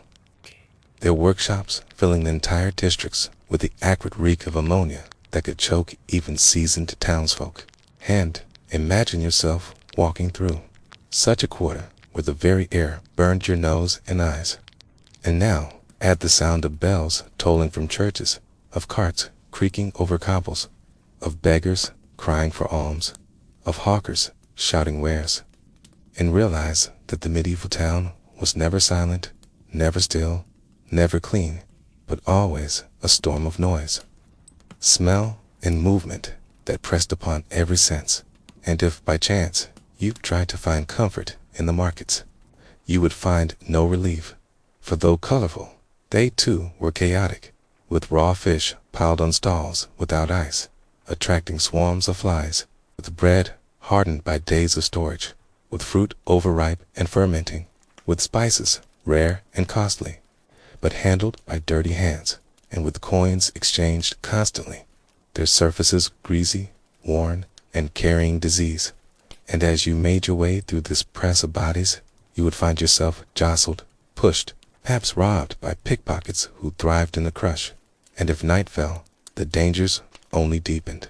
For there were no streetlights, only the pale glow of the moon or a torch here and there, and the darkness became the ally of thieves, of murderers, of desperate souls who prowled the alleys. And the filth that was foul by day grew sinister by night. Foreshadows hid the worst, and the fear of stepping wrong, of stumbling into muck, or worse, of being seized in the dark, would keep you from venturing far. And even within homes, Night brought little peace. 4 candles were costly, fire was dangerous, and so most people lived in dim gloom, the smell of smoke lingering, the straw of beds scratching, the itch of fleas and lice constant, and illnesses born of filth grew rampant, from simple rashes to the plague itself. And when plague struck, it spread with terrifying speed, carried by fleas from the very rats that thrived on garbage and waste. And then the streets that once bustled with life became instead filled with carts of the dead, with cries of grief, with priests chanting hurried prayers, with fires burning bodies to prevent further spread. And yet, even after plague subsided, the filth remained, for it could not be banished, and so life continued amid squalor, as though it were normal. And yet for you, raised in a world of running water, of sewers unseen, of streets cleaned by machines, the shock would be too much, and you would gag at the smell, stumble in the muck, recoil from the sight of butchery, choke in the smoke, fall ill from the water, be bitten by vermin in your bed, and long for escape within hours, not days, for the streets of a medieval town were as hostile as any battlefield, though their weapons were filth, disease, and despair rather than swords or arrows. And it is important to understand that the people of that age did not ignore the dirt out of laziness, but because they lacked the means to overcome it, for sanitation as we know it had not yet been invented, and survival depended on enduring what could not be changed. And this endurance was their armor, a strength bred by necessity, a resilience unimaginable to us, for they did not expect cleanliness, did not dream of sterile hospitals or pure water from a tap, but accepted the stink, the sickness, and the squalor as the very fabric of existence. And thus, while we marvel at their castles, their cathedrals, their manuscripts, and their music, we must also remember the mud, the rot, the dung, and the stench, which were the daily background of their lives. And when you ask yourself whether you could have lived in such a place, answer honestly. Could you endure the filth pressed into every breath? Could you sleep with vermin? Could you walk streets that were sewers? Could you drink water that was poison? Could you smile while standing in stench that never faded? And know the truth, you would not, for though your ancestors survived it, though they lived and loved and built amid filth, you would falter quickly. You would break within hours. The medieval town would defeat you without sword or spear, simply by overwhelming you with the reality of its streets. To fall ill in the Middle Ages was to step into a world of fear, uncertainty, and often hopelessness. For the medical knowledge of the time was shaped less by science and more by superstition, religion, and theories that today would seem closer to guesswork than healing. And yet, this was the reality of life, where sickness was an ever-present companion, and death lurked behind every fever, every cough, every wound, and the practices meant to heal could just as easily harm. And so, if you were transported into that age and struck by illness, you would not survive, for the remedies would not only fail to cure, but might destroy you more quickly than the disease itself. And to understand this, you must begin with the foundation of medieval medicine, which was the theory of the 4 humors, an idea inherited from ancient Greece, most notably from Hippocrates and Galen, which claimed that the body was governed by 4 fluids: blood, phlegm, black bile, and yellow bile. And that health depended on keeping these humors in balance. And so every sickness, from headache to plague, was believed to result from an imbalance of humors, and the cures were designed to restore balance, which meant methods like bloodletting, leeching, purging, vomiting, and sweating. And imagine yourself with pneumonia, feverish and weak, and a physician arrives not with antibiotics, not with oxygen, but with a bowl, a knife, or a handful of leeches, preparing to drain your blood because they believed you had too much.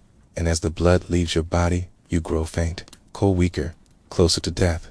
And yet, this was considered proper. healing, respected, and practiced across Europe for centuries. And then consider the herbs, for while some did provide mild relief, many were chosen less for effect and more for symbolic value. For example, wormwood, sage, rue, and comfrey were prescribed, sometimes ground into powders, sometimes boiled into teas, sometimes applied directly to wounds. And though a few had minor medicinal qualities, most were ineffective against serious illness, and some were outright poisonous, but they were used nonetheless because physicians believed they drew out the bad humors or cleansed the corrupted body. And then there were poultices made of strange combinations, like bread, wine, honey, or animal dung, smeared onto wounds to draw out infection. Yet the dung carried more bacteria than it cured, and so wounds festered, grew gangrenous, and killed. But still, the practice continued because it fit the theory, and superstition played its part, for astrology was woven deeply into medicine, with physicians consulting the stars to determine the best time for treatment, checking the position of the moon to decide when to bleed a patient, or drawing up elaborate charts linking zodiac signs to body parts, so that an injury to the head might be treated differently if Aries was ascendant than if Libra was. And so a man could die waiting for the stars to align for his cure. And the church, too, played a central role, for illness was often believed to be punishment from God for sin, and prayer, pilgrimage, relics, and holy water were prescribed as cures, sometimes alongside herbs or bloodletting. And in monasteries, monks copied ancient medical texts, kept herb gardens, and offered care, but even they were limited by the same flawed theories. And so patients were as likely to be told to confess sins and pray for forgiveness as to receive a tangible remedy. And then imagine surgery, which was the most terrifying of all. For there was no anesthesia, no understanding of germs, no sterilization. And the surgeon was often a barber, known as a barber surgeon, who cut hair, pulled teeth, and also amputated limbs, lanced boils, and sewed wounds. And the instruments were crude: knives, saws, hooks, cautery irons, heated in fire, all used without washing between patients, spreading infection from one wound to another. And the patient, awake, screaming, restrained by assistants, would endure agony that might leave them unconscious. And if they survived the shock, the infection would often kill them within days. But still, surgery was performed, because sometimes there was no other choice. And then comes the most feared of all illnesses, the plague, which struck Europe in the 14th century and again in waves for centuries. And here, medicine was utterly powerless, for physicians could not see the fleas, could not understand the bacteria, and so they explained the disease as foul air, cor, miasma, as an imbalance of humors, or as God's wrath.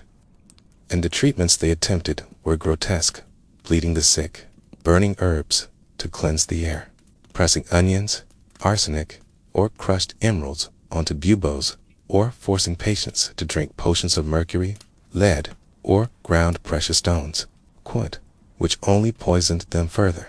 And in desperation, some turned to flagellants, whipping themselves in the streets to beg God's mercy, while others sought scapegoats, blaming Jews or witches, and killing them in the hope of ending the plague.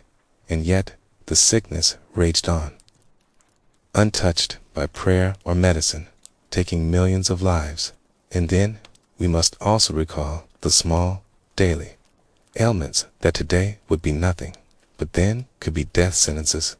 A simple cut on your foot could become infected, swelling with pus, spreading fever, and killing you slowly because there were no antibiotics.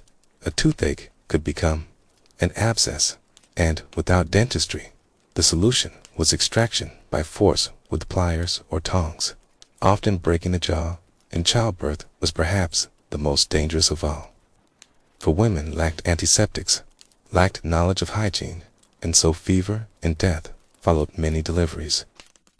with midwives sometimes accused of witchcraft if too many mothers died, and still life went on, for people had no other choice but to endure, to suffer, and to hope.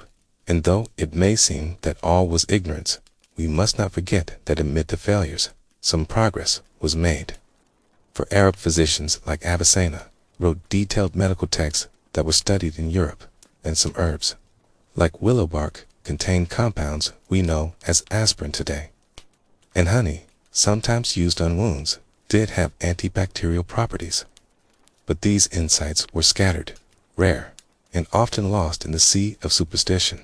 And so, for the majority, medicine was trial and error, heavy on error. And those who survived did so more by chance or by the strength of their own bodies than by the remedies of their physicians.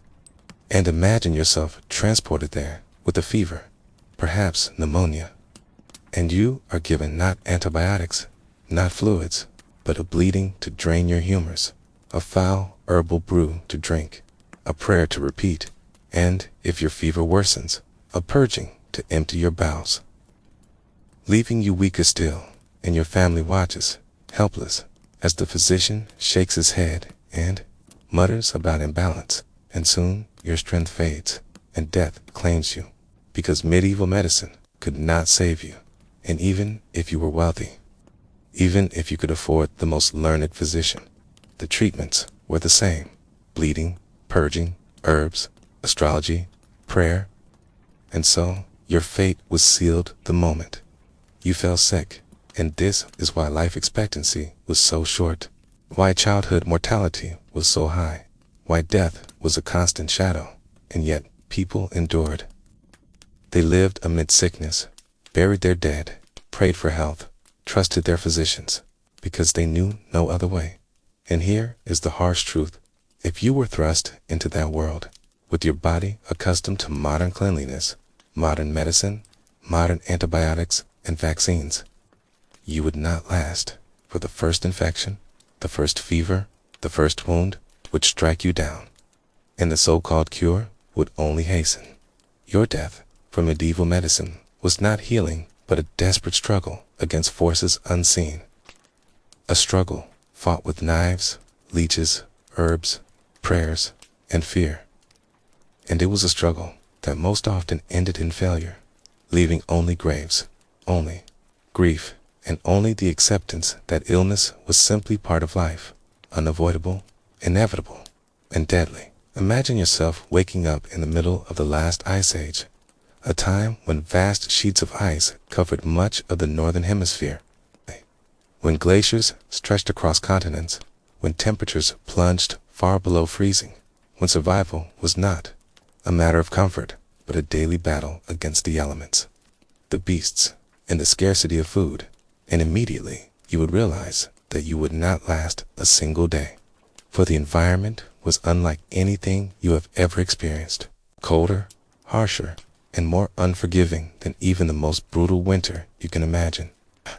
And first, you would feel the cold, a cold that is not just in the air, but in your very bones, a cold that bites into your skin, freezes your breath as you exhale, numbs your fingers until they no longer move. And within minutes of exposure, your modern body, unprepared, would begin to shut down, your extremities turning white and stiff as frostbite takes hold, and within an hour, hypothermia would set in, lowering your core body temperature until you grow weak, confused, unable to think, and eventually you slip into unconsciousness and death. And yet, the people of that era, the hunter-gatherers, managed to endure this endless winter, not because it was easy, but because they adapted. They clothed themselves in animal skins, layered in furs, stitched together with sinew, sometimes greased with fat to repel water, covering every inch of skin to trap warmth, while you would be standing in your thin cotton or synthetic jacket, shivering, helpless, and without the knowledge to tan hides, sew furs, or build proper garments. You would freeze before you had a chance to even attempt survival. And then there is the matter of food, for the Ice Age was not abundant with crops or vegetables. The ground was frozen, bearing, incapable of supporting agriculture and survival, depended almost entirely on hunting, and not small game, but massive Ice Age animals, mammoths, mastodons, woolly rhinoceroses, giant bison, and reindeer, animals that required coordination, planning, and tools to bring down, and these hunters used spears tipped with stone, sometimes hurled with outlaws to increase their range, working in groups to drive beasts into traps, cliffs, or ambushes, while you, standing alone with no weapons, no skills, and no experience, would starve, because there was no store, no firelit cabin stocked with canned goods, only meat that had to be hunted, butchered, and preserved, and if somehow you managed to stumble upon a kill, you would not even know how to properly carve the animal, how to avoid cutting into the stomach and spilling bile, how to strip the hide, how to cook the tough meat or preserve it with smoke and fat to last through the lean weeks, and so hunger would gnaw at you, keen you, and eventually kill you, and as if the cold and hunger were not enough, the environment itself posed constant dangers, for the landscape was wild, treacherous, and shifting, with glaciers carving valleys, rivers swollen with meltwater, sudden storms sweeping across the plains, and wildfires sparked by lightning in the dry tundra grasses, and you would have no shelter. For the homes of Ice Age people were ingenious, built of mammoth bones, lashed together with sinew and covered with hides, insulated against the wind, or dug partly into the ground to trap warmth, with fires burning inside to keep out the cold, while you would wander exposed, without tools to cut wood, without hides to cover yourself, without the skill to build a fire in the snow, and even if you tried, fire-making was not as simple as striking a lighter, for there were no matches, only the hard work of striking flint against iron pyrite to produce sparks, or spinning a bow drill to generate heat, and without practice, your attempts would fail, leaving you in the dark, freezing, and utterly defenseless. And then comes the predators.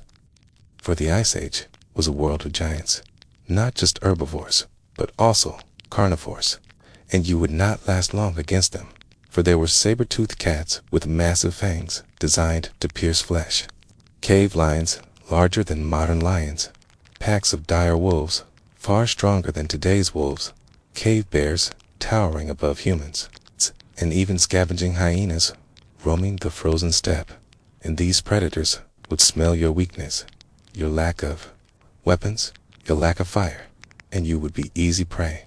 While Ice Age humans banded together in groups, carried spears, kept fires burning, and slept with guards watching, you would lie exposed, vulnerable, and sooner or later, something with sharp teeth would find you. And even if the beast spared you, the diseases of that time would not, for without immunity to the parasites and infections of a world so raw and unsanitary, your body would fall quickly, whether from contaminated water, from spoiled meat, or from an untreated wound. And even the smallest cut could become a death sentence, festering with bacteria, swelling, rotting, poisoning your blood until fever and delirium consumed you. And there were no doctors, no antibiotics, only rudimentary herbal poultices, smoke, cleansing, and prayers to the spirits of animals, which might bring comfort, but not cure. And yet, the hunter-gatherers endured, because they had knowledge passed down through generations, knowledge of plants that could ease pain, knowledge of where to find flint, knowledge of how to read the tracks of mammoths, knowledge of the wind and the stars, and you, with your modern dependence on technology, would have none of this, and, as your hunger deepened and the cold bit harder, you would begin to weaken, and that weakness would only make you more vulnerable. For survival in the Ice Age demanded constant motion, long treks across frozen tundra following migrating herds, carrying your possessions, carrying your tools, your shelter, your food, and traveling with a band of people bound together by the need to share labor.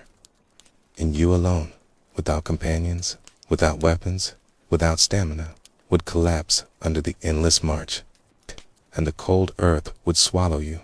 Your story ended. before it began. And perhaps you think you might survive by hiding, finding a cave, building a fire, and waiting out the storm. But caves were not safe havens, for they were often already claimed by predators like bears or lions. And even if empty, they filled with smoke if you tried to light a fire inside. And without proper ventilation, you would suffocate. And without proper insulation, the cave would freeze you. For bare stone offers no warmth, and even if you survived one night, the next day would bring the same hunger, the same cold, the same danger, and your body would wear down quickly. And here is where the true endurance of Ice Age humans shines. Because they did not just survive, they adapted, creating tools of stone and bone, carving needles to sew furs, shaping harpoons to fish, crafting figurines and cave paintings that spoke to their connection with the world around them. And it was not brute strength that kept them alive, but ingenuity, cooperation, and culture. Akaka, and you would lack all three, stripped of your modern comforts, unable to connect with the rhythms of the Ice Age, unable to communicate with the people of the time who would see you as strange, weak, and useless, and likely leave you behind, for they could not afford to carry the weight of someone who could not contribute. And so the question of why you would not last a day has its answer, because the Ice Age was a crucible of survival, where every breath was earned, where every bite of food was hunted, where every night demanded fire and shelter, and where the unprepared perished quickly. And though you may admire the beauty of mammoths or the mystery of cave paintings from the safety of a museum in the reality of that frozen world, you would be nothing more than another lost body buried beneath snow and ice, forgotten, while the strong, the skilled, and the adapted carried on, moving ever forward in the endless winter of the Ice Age. Imagine for one last time that you are stripped of everything you know, every piece of modern comfort, every safety net of civilization, every structure that makes your life predictable, convenient, and protected, and you are placed into a scenario that is not only unforgiving, but utterly alien to the way you live. A place where your instincts fail you, where your tools betray you, and where every second is a fight to exist, because that is the essence of this final test of survival, the ultimate thought experiment of why you would not last a day. For everything we have explored up until now, from deserts that burn the skin to jungles that choke the lungs, from oceans that drown the strongest swimmers to ice ages that freeze the blood, all of it culminates in this one truth, that survival, without preparation, without adaptation, and without knowledge, is a fleeting illusion. A brief flicker of hope before the inevitable collapse. And in this chapter, we confront the total picture of human fragility, not just in one environment, but in all of them. Still, the earth itself tests you by hurling you through its most extreme conditions in a single relentless day. And the clock begins the moment you wake up in a barren desert at noon, the sun searing down with a force that makes your lips crack, your eyes sting, your body sweat out moisture faster than you can comprehend, and within hours your tongue swells, your head pounds, your vision blurs, and your body begins to fail, because without water, the desert does not give second chances.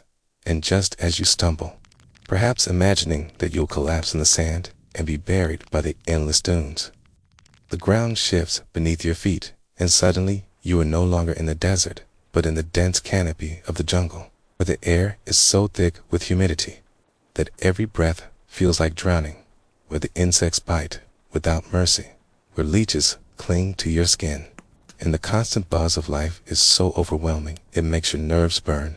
And here you think perhaps you can find water, a river, or a stream, but the water carries parasites that will rot you from the inside out, and the plants are laced with poisons that will leave you gasping, and the predators stalk from the shadows, jaguars, snakes, crocodiles, and you, untrained and unarmed, would be no match.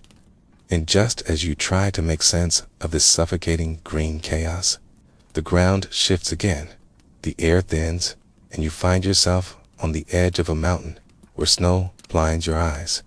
The wind howls like a living beast, and the cold eats into you like knives. And every step upward makes your lungs burn with the lack of oxygen. Every gasp is shallow, desperate, and your body weakens as altitude sickness crushes you from within. And even if you tried to descend, the icy cliffs would betray you, sending you tumbling into nothingness. And again, the world shifts, dropping you into the middle of the ocean. No land in sight, only endless water stretching to the horizon. And here the salt stings your throat. The waves toss you like a toy. The sun burns your exposed skin by day, and the cold steals your warmth by night. And beneath you, the unseen shapes of sharks circle, while above, the storm clouds gather. And no matter how strong you believe you can swim, your muscles would tire, your strength would drain, and the sea would take you, just as it has taken countless sailors across the centuries. And before the ocean swallows you whole, the scene changes again, and you are thrust into the heart of the Ice Age, where we have already seen how hunger, cold, and predators wait for the unprepared. But here, it is not just cold that kills you, it is time itself. 'Cause even if you had food and fire for one night, the endless winter stretches on. Weeks, months, years, and you cannot outlast it. For human survival in such places was not measured in individual effort, but in collective endurance, in knowledge passed down through generations, in cooperation of entire clans. And you stand utterly alone, stripped of those bonds, and you crumble quickly. And as you fail in each environment, you realize the truth, that survival is not about being dropped into nature and testing your willpower. It is about centuries of adaptation, slow mastery of tools, fire, shelter, agriculture, and technology. And without that accumulated knowledge, you are not a survivor, but merely a vulnerable creature, naked against a world, fragile as glass, and the earth would claim you again and again, because lasting, even a single day in these conditions, is impossible without preparation. And perhaps the harshest test is not the environment itself, but the silence that follows. The moment when the noise fades, the predators retreat, the storm dies, and you are left utterly alone, not for hours, but for days, weeks, and months, where the loneliness itself gnaws at your sanity, where the human mind, wired for connection, begins to falter, where you see shadows that are not there, hear voices carried by the wind, feel the weight of isolation pressing down on you until the silence is louder than the storms. And in that silence, you understand why humans built tribes, villages, cities, and civilizations, not because the individual could endure, but because together they could overcome, and alone you cannot. And so this final chapter is not just about deserts or jungles or oceans or ice. It is about the truth that we as modern people live in a bubble of safety built on the efforts of countless generations before us, who tamed fire, who mastered tools, who mapped the stars, who built shelters, who cultivated crops, and who passed down the knowledge of survival so that you could live without ever thinking about where your next meal comes from. How to build a fire in the rain, how to stitch a hide into clothing, or how to fend off a predator in the night. And stripped of that legacy, you would not last. And this thought is not meant to frighten you, but to remind you of how fragile we are as individuals, how strong we are as communities, and how survival is not a single person against the world, but humanity against the impossible. And so, if you close your eyes now and imagine yourself at the end of this long journey, after deserts, jungles, mountains, oceans, and ice, after hunger, cold, storms, and silence, imagine lying down in a place of safety. Imagine a warmth of fire at last, the comfort of shelter, the presence of people beside you. And let that feeling remind you that survival has always been about connection And as this story draws to an end, as the final chapter closes, let your mind grow calm, let your breathing slow, let the noise of the world fade away, and let yourself drift into rest, because now the dangers are behind you. Now the storms are quiet. Now the predators are gone, and all that remains is peace. So close your eyes, let go of the weight of survival, and sleep deeply, knowing that you are safe, knowing that you have reached the end of the journey. And with that, I will say to you, good night.